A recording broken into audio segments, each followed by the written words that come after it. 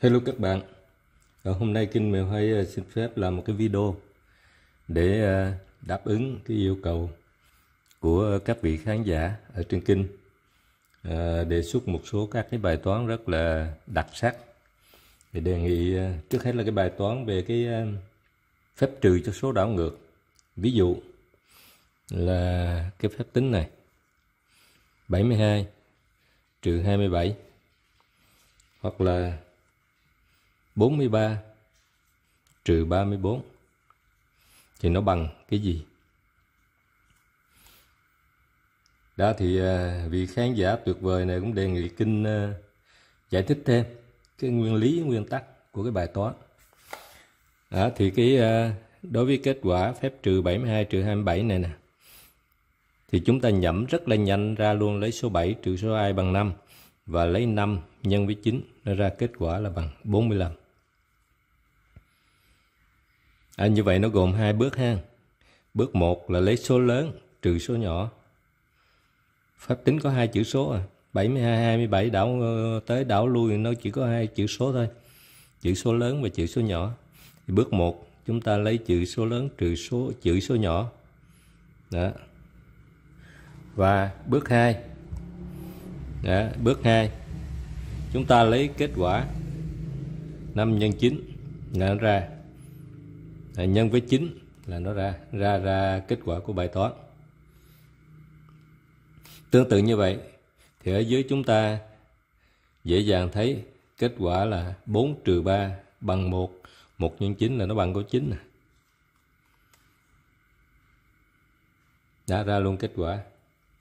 Và thử một cái ví dụ khác ha. Ví dụ là 85 chẳng hạn, trừ 58. Đó thì chúng ta nhìn vào là sẽ ghi ngay được kết quả là 3 lần 9 là 27. Rất nhanh, rất đơn giản. Đây gọi là phép tính trừ cho số đảo ngược. 72 thì trừ 27, 43 trừ 34, 85 trừ 58. Đây là một cái dạng đặc biệt của toán học. Thì tại sao chúng ta lấy số lớn trừ số bé và nhân với 9 thì nó ra được kết quả? Cái này là cũng cái chỗ mà cái vị khán giả yêu cầu giải thích. Đó thì trở lại bài toán chúng ta thấy thế này. Mỗi cái chữ số hàng chục 7, 8, 9 hoặc là 5, 4, 2 thì nó có những cái số đảo ngược của nó riêng. Ví dụ như ở hàng 7 đi, thì chúng ta có cái số lớn nhất, đảo ngược lớn nhất của hàng 7 này sẽ là 76. Tại vì không thể 79, 78 được. 79 thì cái số ngược của nó là ra 97. Thì không phải là số đảo ngược của 76. Số bị trừ nó nhỏ hơn. Rồi số 8 cũng không được. 78 trừ 87 không được. Đó thì rõ ràng cái số đảo ngược lớn nhất của 76 này sẽ là 67. Và hai cái số này nè, nó cách cái số 67 này, số đảo ngược lớn nhất của 76 sẽ cách cái số 76 là 9 đơn vị. Số đảo ngược thứ hai của cái hàng chục là 7 đó. Số đảo ngược thứ hai của nó là số 75 trừ 57. Thì nó sẽ cách cái số 75 này là 18 đơn vị. Hay có thể nói nó là 2 lần 9. 2 lần, quan trọng chỗ này. Tiếp theo như vậy, ví dụ như số 74 trừ 47 thì nó sẽ có khoảng cách 27 đơn vị. Hay nói cách khác là nó cách cái số đảo ngược thứ nhất là 3 lần. Đúng không?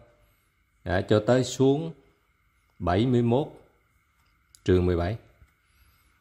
Đó là số đảo ngược mà thấp nhất á. Đó thì nó cách 17. Nó cách cái số đảo ngược lớn nhất này nè là 54 đơn vị, hoặc là 6 lần, 6, 9, 54. Như vậy thì đối với cái hàng chục 7 nó có một số các cái số đảo ngược của nó, gồm có 75, 74, 73, 72, 71. Nó có tổng cộng là 6 cái số đảo ngược của nó. Và nó có các cái khoảng cách là cách 2 lần, cách 3 lần, cách 4 lần, cách 5 lần. Cho nên khi mà thực hiện các phép trừ lấy số lớn trừ số nhỏ, đấy, số 7 này trừ số 4, chúng ta sẽ biết được cái khoảng cách là 3 lần. Do đó sau khi mà lấy số 3 nhân số 9 thì chúng ta sẽ ra kết quả chính xác cái số đơn vị mà nó cách là giữa số 47 tới 74. Chính do vậy cho nên phép toán này nó có hai cái mẹo đơn giản. Mẹo thứ nhất, lấy số lớn trừ số bé, là chúng ta tìm ra được số lần. Và khi lấy số lần này nhân với 9 thì chúng ta sẽ tìm ra kết quả khoảng cách của số nhỏ đến số lớn chính xác, theo cái bước nhảy là 9 đơn vị, 9, 18, 27, rồi 3, 6, 45, 54. Rồi, đây là phép toán thứ nhất, rất là tuyệt vời. Cảm ơn khán giả đã chia sẻ cái phép tính này. Tiếp theo thì xin trao đổi với các bạn một cái dãy số rất là thú vị nữa. Nó có tên là, trên thế giới đặt tên cho nó gọi là dãy số kỳ diệu. Đây là một khán giả cũng gợi ý về cái dãy số này. Cũng thông tin để khán giả nắm biết và thấy được cái vẻ đẹp, vẻ hay của cái toán học. Cái dãy số kỳ diệu này nó có các cái chữ số, 6 chữ số như sau: 1, 4, 2, 8, 5, 7. Điều kỳ lạ là cái dãy số này nó biến ảo và nó hình thành một cái nguyên tắc rất tuyệt vời trong cái việc nhân nó với các cái số từ 2 cho đến 7 thôi. Ví dụ chúng ta nhân 2 trước nha. Rồi chúng ta sẽ tìm thấy cái sự kỳ diệu của dãy số này. 2 lần 7 là 14. Viết 4 nhân 1, 2 lần 5, 10. Viết 1, nhớ 1, 2, 8, 16. Viết 7, nhớ 1, 2 lần 2, 4. Viết 1, với 1 là 5. 2 lần 4 là 8. Và 2 lần 1 là 2. So với kết quả của dãy số, chúng ta thấy nè, lúc này số 14 đã chuyển sang nằm phía cuối dãy số. Và cái cấu trúc 2857 vẫn không thay đổi, vẫn giữ nguyên. Nó chặt chẽ như vậy. Và cái điều kỳ diệu thứ nhất là những con số này nè, nó vẫn chính xác, nó vẫn không có gì thay đổi so với cái dãy cái thừa số thứ nhất. Vẫn là 2, 8, 5, 7, 4, 1. Các nhà khoa học cũng cảm thấy ngạc nhiên và kỳ lạ vì nó không thay đổi, không có thay đổi chữ số. Bây giờ chúng ta thử nhân nó với 3 nha. 1, 4, 2, 8, 5, 7. Chúng ta thử nhân 3 xem sao. 3 lần 7, 21, viết 1, nhớ 2. 3, 5, 15, 2 là 17, viết 7, nhớ 1. 3, 8, 24, 1, 25, viết 5, nhớ 2. 3 lần 2, 6. Với 2 nữa là 8. 3 lần 4, 12, viết 2, nhớ 1. 3 lần 1, 3, 1 là 4. Trước hết chúng ta so sánh thì thấy các chữ số bên đây vẫn hoàn toàn giống y như thừa số thứ nhất, vẫn là 4, 2, 8, 5, 7, 1. Và lúc này cái trật tự của dãy số 2, 8, 5, 7 rồi đến 1, đến 4 nó vẫn không thay đổi. Không thay đổi trật tự, nó chỉ có thay đổi vị trí thôi. Và chữ số hoàn toàn nó vẫn giống như cái thừa số. Vân vân. Đó, và kỳ diệu khi chúng ta lấy số này nhân với số 7 thì có một điều kỳ diệu sẽ xảy ra. 1, 2, 8, 5, 7. Chúng ta nhân với 7.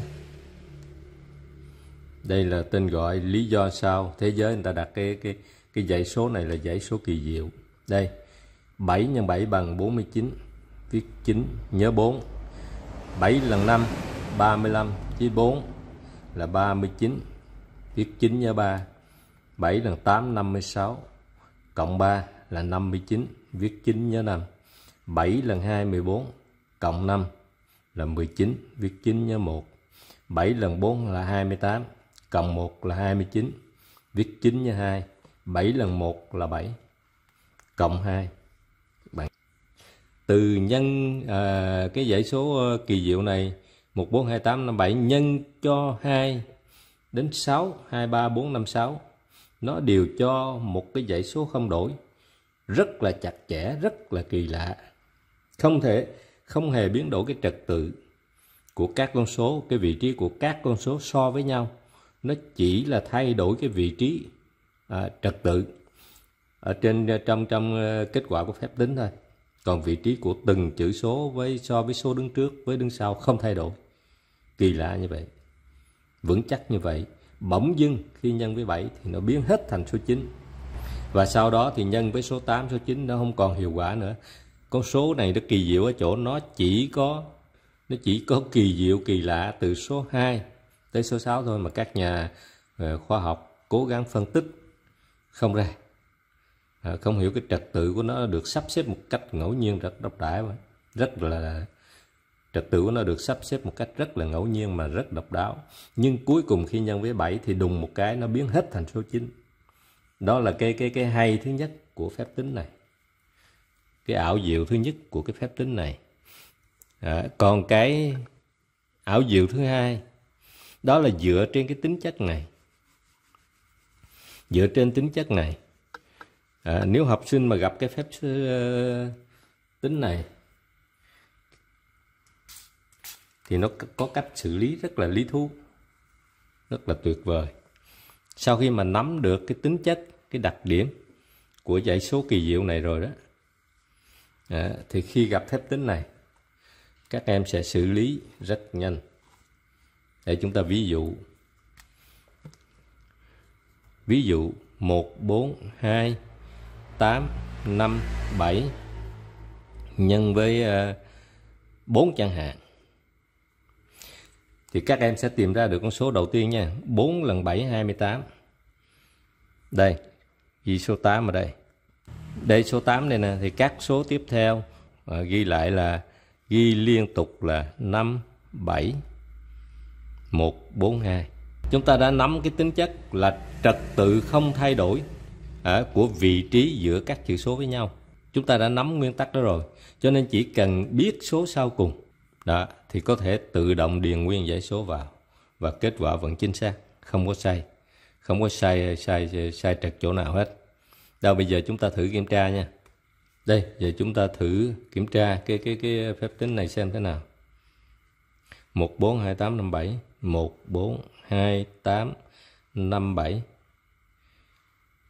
nhân với 4 sẽ bằng đây 5, 7, 1, 4, 2, 8. Đó sẽ bằng 5, 7, 1, 4, 2, 8. Chính xác. Đó, thì đó là cái dãy số rất là kỳ diệu. Cái này chúng ta giúp cho các em học sinh nó nắm, các cháu nó nắm, nó khám phá thì nó cũng sẽ thấy được cái hay, cái tuyệt vời của phép toán này. Rồi tiếp theo hôm nay thì xin phép chia sẻ với các bạn một cái con số cũng đặc biệt. Nó cũng là một trong những cái con số rất là thú vị trong cái toán học. Cái dãy số đó là gồm các chữ số sau: 1, 2, 3, 4, 5, 6, 7, 9. Đây là một con số rất là đặc biệt. Và cái điều đặc biệt nó sẽ xảy ra khi bạn lấy con số này nhân một con số bạn thích hoặc là bạn chọn, rồi sau đó nhân với 9. Thì chúng ta sẽ thấy cái điều kỳ diệu nó xảy ra. Đây, chúng ta ví dụ nha. Ví dụ trên máy tính luôn, tại vì dãy số rất là dài và viết nó sẽ rất lâu, rất mất thời gian của các bạn. Ví dụ chúng ta có số 1, 2, 3, 4, 5, 6, 7, 9. Và nhân với con số bạn chọn là con số 8 chẳng hạn. Chúng ta nhân 8 nha. Thì nó bằng cái này nè. Không có gì đặc biệt. Nhưng mà nhân tiếp với 9, chúng ta sẽ thấy nè, nó hiện ra là 9 con số 8. Rất độc đáo phải không ạ? Đây. Rồi còn ví dụ 1, 2, 3, 4, 5, 6, 7, 9. chúng ta lấy con số này nhân với 6 chẳng hạn vậy, rồi nhân tiếp với 9, nó sẽ ra con số 9 con số 6. Đó là những con số mình thích, mình chọn. Rồi, tiếp theo chúng ta thử nha. Thử nhân với số 9 coi có gì xảy ra. 1, 2, coi còn đúng không? 3, 4, 5, 6, 7, 9 nhân với 9 và nhân với 9 bằng 9 số 9, rất là đẹp. Rồi tiếp theo thì nhân với số 10 thì lại không được. Tại vì sao? Nhân số 10 giống như nhân 1, nhân 9 đó. Rồi nhân với 9 thì nó sẽ ra cái kết quả nó không có đúng. Nhưng mà chuyển sang số 11. Chúng ta thử nha. 1, 2, 3, 4, 5, 6, 7, 9 nhân với 11 nhân 9 bằng. Lúc này số 11 được tách ra hai bên và còn giữa đó là 8 số 2. 8 số 2. Thì trong cái phép tính này chúng ta lưu ý ha. 8 con số 2 xuất hiện ở trong này thì nó sẽ lớn hơn số đơn vị là một đơn vị, đúng không ạ? 2 lớn hơn 1 là một đơn vị. Và chúng ta thử nhân với số 12 xem kết quả nó sẽ thế nào nha. 6, 7, 9 nhân với số 12 nhân 9 bằng. Lúc này số 12 được tách ra hai bên và ở giữa là 8 số 3. Đó, và chúng ta thấy nguyên tắc nè. 8 chữ số ở giữa sẽ lớn hơn số đơn vị là một đơn vị. Như vậy thì hồi nãy đối với nhân 11 thì 8 chữ số 2 ở giữa. Bây giờ nhân 12 thì nó có 8 chữ số 3. Rõ ràng nhân với 13 thì sẽ xuất hiện là 8 chữ số 4 ở giữa. Số 1 tỷ nằm đầu, hàng tỷ nằm đầu. Đó, và số 4 nằm đơn vị sẽ nằm cuối. Như vậy nếu chúng ta thử nhân với 16 thì rõ ràng ở giữa chúng ta sẽ có 8 số 7 phải không ạ? Thử nha. 1, 2, 3, 4, 5, 7, 9 nhân 16 nhân 9 bằng. Và 8 số 7 ở giữa. Số 7 này nó lớn hơn số đơn vị số 6 một đơn vị. Đã cứ theo nguyên tắc đó thì chúng ta nhân tới nó đúng được đến số 18. Nhưng qua số 19 thì nó không còn đúng nữa. Nhưng qua số 20 nó lại trở về, nó đúng lại. Chúng ta thử nha. 1, 2, 3, 4, 5, 6, 7, 9 nhân với 20 nhân 9 sẽ bằng. Tuyệt vời. Lúc này chúng ta có 8 số 2 ở giữa. Còn cái số 20 góc được chia ra một số ở vị trí hàng tỷ và một số ở vị trí hàng đơn vị. Và trong này thì chúng ta sẽ nhận thấy lúc này con số ở giữa nó lớn hơn số đơn vị tới 2 đơn vị. Hồi nãy chúng ta nhân với các số hàng chục, là số hàng chục là 1 á, thì cái khoảng cách đó nó chỉ một đơn vị thôi. Bây giờ chúng ta nhân với 2 thì khoảng cách đó là 2 đơn vị. Đó. Rồi chúng ta thử nhân với một con số nữa thôi. Nếu là 3 đơn vị thì xem sao. 1, 2, 3, 4, 5, 7, 9 nhân 31 chẳng hạn nhân 9 bằng. Lúc này chúng ta thấy dãy số ở giữa lớn hơn số đơn vị là 3 đơn vị. 3 đơn vị. Và con số 31 cũng được tách ra làm hai. Một số ở vị trí hàng tỷ và một số ở hàng đơn vị. Đó, vân vân. Còn rất nhiều điều cho chúng ta khám phá ở dãy số này. Trong đó thì mình chỉ xin giới thiệu một vài con số như vậy thôi, không làm mất thời gian của các bạn. Đó, để cho các bạn có cái thời gian khám phá thêm dài tới với con số rất là kỳ diệu này. Đó là con số 123 4, 5, 6, 7, 9. Chúng ta không có số 8 giữa nha. Nó đặc biệt như vậy. Lấy cái số này nhân với số bạn thích và nhân với 9 thì những cái điều kỳ diệu nó sẽ xảy ra. rất là tuyệt vời như chúng ta vừa thực hiện. Video hôm nay xin phép được kết thúc ở đây. Xin cảm ơn các khán giả đã đưa ra những cái con số và gợi ý cho kênh Mèo Hay là làm video rồi là giới thiệu với các bạn khán giả. Xin cảm ơn rất là nhiều. Video đến đây thì xin phép kết thúc. Xin chào tạm biệt và hẹn gặp lại các bạn trong video lần sau. Bye bye.